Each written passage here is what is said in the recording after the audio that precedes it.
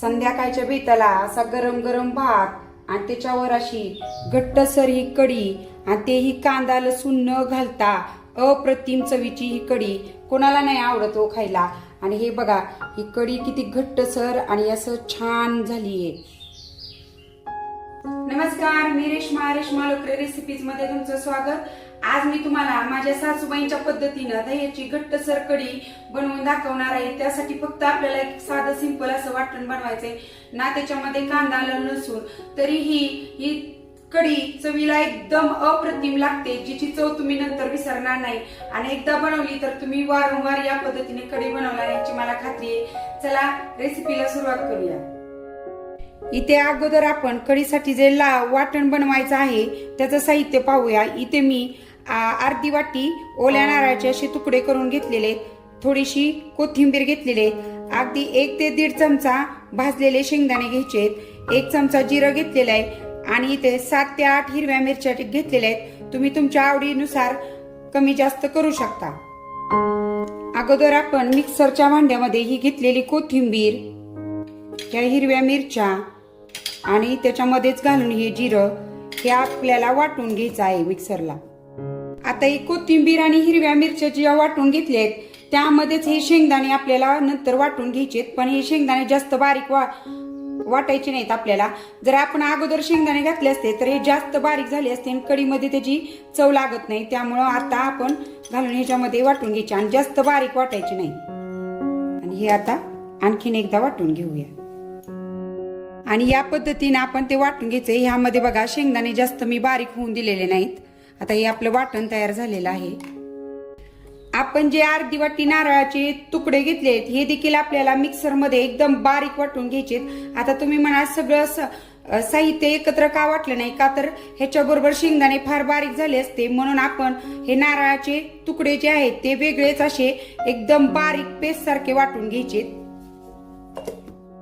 त्या ओल्या नारळाच्या तुकड्यांची हे बघा मी अशी बारीक पेस्ट बनवून घेतली आहे। अगदी थोडं थोडं पाणी घालून त्याची पेस्ट बनवून घ्यायची, फार जास्त पाणी घालू नका।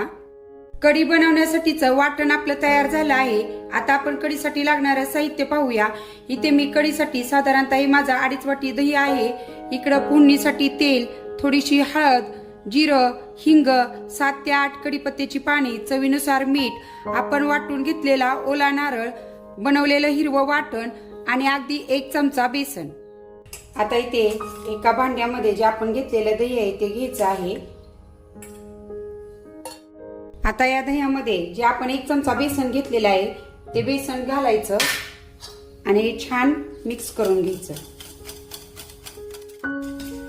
छान सगळ्या दह्याच्या आणि जे आपण त्याच्यामध्ये बेसन घातलेलं आहे त्याच्या सगळ्या गाठी ह्याच्यामध्ये फोडून घ्यायच्या आणि छान ते एकजीव झालं पाहिजे। आता हे बघा याच्यामध्ये कुठेही या मिश्रणामध्ये दह्याच्या गाठी वगैरे काय नाहीयेत, एकदम एकसंध झालेलं आहे। छान असं बेसन त्याच्यामध्ये मिक्स झालंय।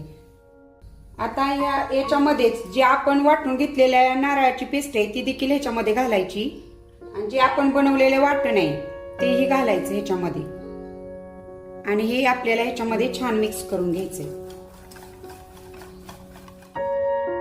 आणि वाटण देखील बघा ह्याच्यामध्ये छान मिक्स झालंय। आता आपण ह्याला फोडणी देऊन घेऊया। आता आपण कढीला फोडणी घालण्यासाठी गॅसवरती मी असं पॅन ठेवून त्याच्यामध्ये तेल गरम करून घेतलेलं आहे।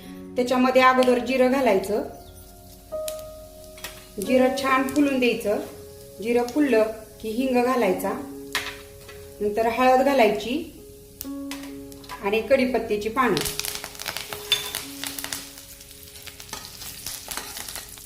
आणि नंतर हे जे आपण बनवलेलं मिश्रण आहे हे याच्यामध्ये घालून घ्यायचं।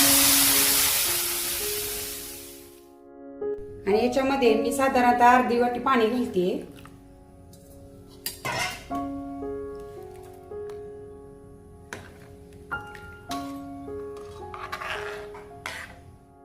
पाणी घातल्यानंतर हे असं सगळीकडून एकदा हलवून घ्यायची कढी। बघा आता आपल्या कढीला अशी उकळी यायला लागली। ह्याला जास्त उकळी नाही आणायची, एक हलकीशी उकळी आणायची। आणि बघा हलकीशी उकळी आली की ह्याच्यामध्ये चवीनुसार मीठ घालायचं। अगदी खळखळ उकळून द्यायचं नाही, हलकसं कडणी असं उकळायला लागलं कीच मीठ घालायचं आणि छान हलवून घ्यायचं. आपल्या कढीला बघा अशी उकळी आलीये आणि ही आता आपली कढी तयार झाली. उकळली कढी की लगेच अशी हलवून घ्यायची आणि गॅस बंद करायचा. आणि ही बघा ही आपली कढी एकदम छान तयार झालीये. अजिबात ही कढी फुटलेली नाही. उकळी आली की लगेच ती कढी हलवून घ्यायची आणि जास्त वेळ उकळवायची नाही. अशी घट्टसर आपली कढी तयार आहे.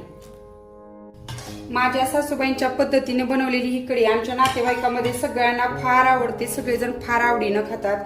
त्याच्यामध्ये कांदा लसूण नाही तरी देखील ही कढी खूप चविष्ट आणि अप्रतिम लागते चवीला. अशी ही आपली घट्टसर अशी कढी बनवून तयार झाली आहे. तर कशी वाटली आमच्या सासूबाईंच्या पद्धतीनं दह्याची घट्टसर कढी आणि ती कांदा लसूण न घालता अप्रतिम चवीची, ते मला कमेंट मध्ये नक्की सांगा आणि नक्की तुम्ही ट्राय करा. तुम्हाला नक्की आवडेल. रेसिपी आवडल्यास रेसिपीला लाईक करा आणि अशाच रेसिपीसाठी आपल्या चॅनेलला नक्की सबस्क्राईब करा. रेसिपी बनवण्यासाठी तुम्ही माझा व्हिडिओ निवडला त्याबद्दल मनपूर्वक धन्यवाद.